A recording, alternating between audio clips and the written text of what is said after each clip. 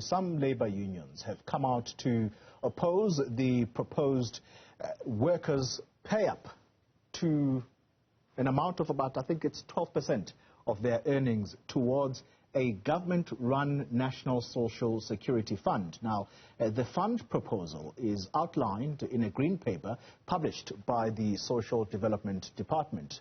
Labour organizations, including some affiliated to Cosatu and the Public Servants Association, say they would explore legal options on the matter. Joining me now is Cosatu Deputy President Mike Shingange, who talks to us from the National Treasury outside there. You are protesting or leading a protest there on a completely separate matter, which is before the Constitutional Court this morning, Mr. Shingange. But let's talk now about this Social Security Fund.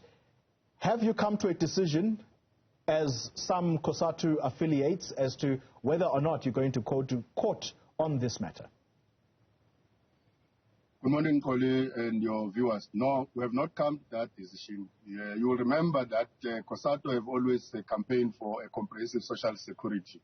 If you remember in 2015 when there was a bill and the later signed into law of annuitization of a provident fund, we opposed that because our view was that we're not dealing with this matter properly. We're dealing with it in piecemeal. We will engage with the policy proposal from government. We will make inputs where we think we must make inputs, and obviously we will oppose the areas that we think that will not get support of workers. Which areas are those? Look, firstly, even the issue of funding, we will have to oppose once the members give a green light that this and that they don't like, because for as long as this matter will affect workers, we'll have to take it to the workers and consult with them. But all we are saying is that it is actually a step in the right direction, that we need to have a comprehensive social security. But all stakeholders that are involved must be engaged. We will engage the green paper, like we've engaged the NHI, like we've engaged the free education. There were proposals of funding of NHI through VAT.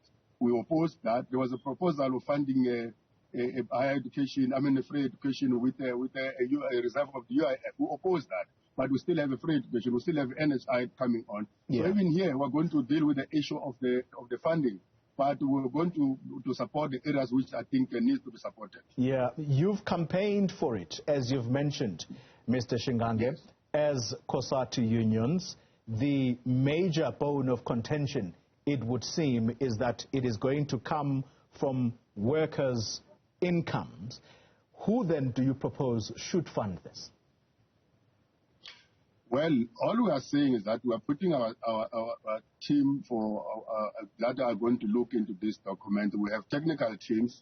We have got policy positions in COSA, in the Federation.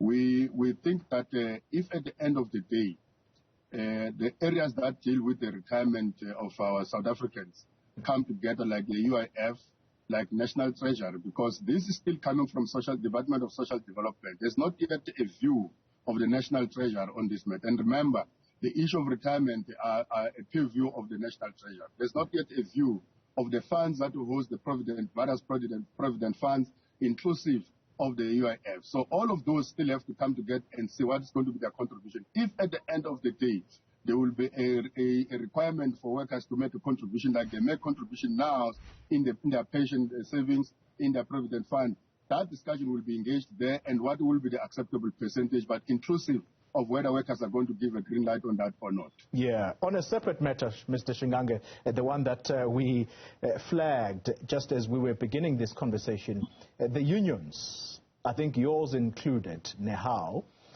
they are at the Constitutional Court this morning. It's got to do with that last leg of the deal that was never concluded upon by government.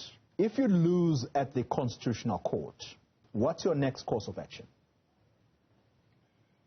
Well, we are in the Constitutional Court today for, as workers, to find out once and for all whether workers in this country have got a right for collective bargaining.